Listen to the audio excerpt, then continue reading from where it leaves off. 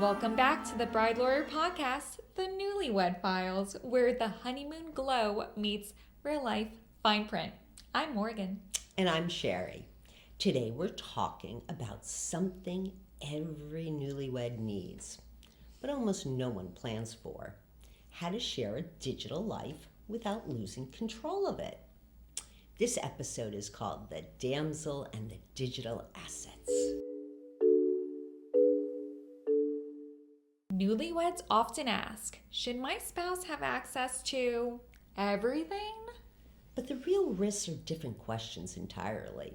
What if you can't access your own accounts because something happens to you? What if your spouse accidentally or intentionally locks you out? Your entire life is online now, so the real question isn't whether to share, it's how to share wisely, with protection built in. In the digital kingdom of Cloudshire lived Alara, a newlywed whose entire world lived online. Photos, journals, subscriptions, and a business she ran from her website. Her prince, Rowan, meant well. He believed marriage meant sharing everything, even though he didn't really understand how her digital systems worked. One afternoon, trying to help, he changed the password, not realizing it was linked to 6 other accounts. Suddenly, Alara was locked out of the cloud, her business dashboard, her billing portal, and her entire photo library. The issue wasn't malicious.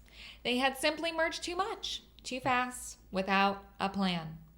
In one version of the story, couples talk, reset access, and reorganize calmly.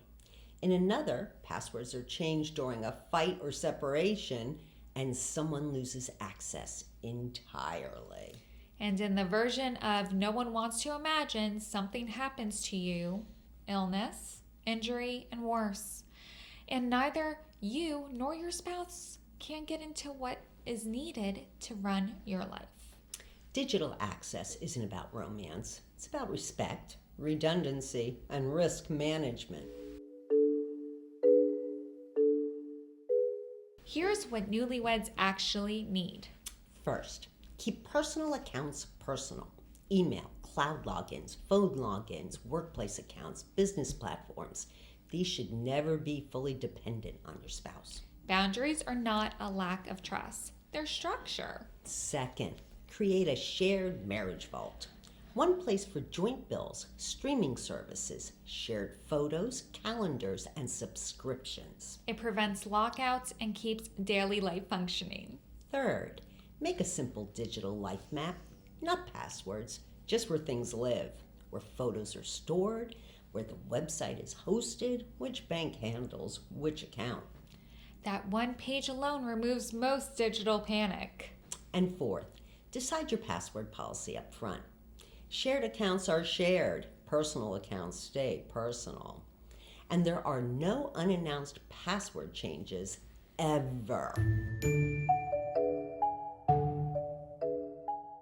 Now, let's get practical. This is the part of the episode that protects both versions of your future: the smooth, happily married forever future and the complicated life happens future. We call this the emergency digital safety net. It's the system that gives access only when it's genuinely needed. Not during an argument, not out of control, and not by accident. A, if something happens to you and you can't access your accounts. First, a durable power of attorney. It's not romantic, but it's essential. It legally allows someone to step in if you are incapacitated. Without it, your spouse may have zero access, even in an emergency. Second, a will with a digital assets clause. It tells companies who is allowed to access your digital property: photos, websites, content, and accounts if you pass away. That single clause can make the difference between access and total shutdown. Third, emergency access inside a password manager. Most allow you to name a trusted emergency contact. If something happens, they request access. If you're fine, you deny it. If you're not, access is released automatically after a waiting period. Privacy today, protection tomorrow. Newlywed perfection. Fourth, and this one matters, have an absolute trusted backup person, a parent, sibling, or lifelong friend who is not your spouse. Someone calm, reliable, and discreet. That person doesn't need daily access. They need contingency access. Many couples give that person a sealed envelope, a digital file, or a safe deposit box copy containing emergency instructions, access routes, and where key documents are stored. B. Physical backups still matter. Digital life still needs physical redundancy. We often recommend separate safe deposit boxes, one for each spouse, each containing a copy of the digital life map, emergency instructions, and critical documents. Not passwords printed in plain sight, but enough information to access can be restored if systems fail or accounts are locked. You should also keep encrypted digital copies of important documents, IDs, estate documents, insurance, and contracts, stored offline or in a secure cloud space. C. If your spouse locks you out, accidentally or intentionally. Newlyweds rarely think this could happen. But we've seen it during stress, misunderstandings, fights, separations, or panic. Here's how to protect yourself without creating marital tension. First, never make your identity dependent on your spouse's login. Your email, cloud, banking, business, and phone access should always have an independent route. Second, only merge what truly needs to be merged. Streaming services, yes. Your entire cloud backup or business backend, Third, if a shared password is changed without discussion, treat it as a red flag. Not a fight, but a signal. Address it immediately before it snowballs. D, the conversation couples must have. Here's the conversation every couple needs, and very few actually have. What do we keep personal? What do we share?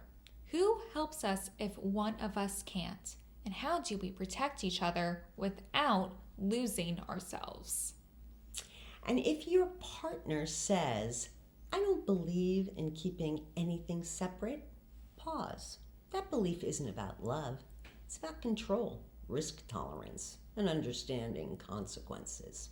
A healthy marriage can handle redundancy. A healthy partner doesn't need total access to prove trust. If someone refuses any separation at all, that's not a tech issue. That's a values conversation, and sometimes a legal one. Here's the clean version. Personal accounts stay personal. You create a shared marriage vault. You make a one-page digital life map. You set a password policy. And you establish an emergency digital safety net, including a trusted third party and physical backups. That plan alone protects nearly every scenario, the sweet ones and the complicated ones. Love is choosing your partner. Boundaries are choosing your sanity. And digital clarity is choosing your future. Next time, we're climbing Rapunzel's retirement tower, where a casual salon conversation turns into one of the smartest financial wake-up calls newlyweds can get. Because retirement isn't something you deal with after the fairy tale ends. It's something you build while you're still living happily ever after. Until then.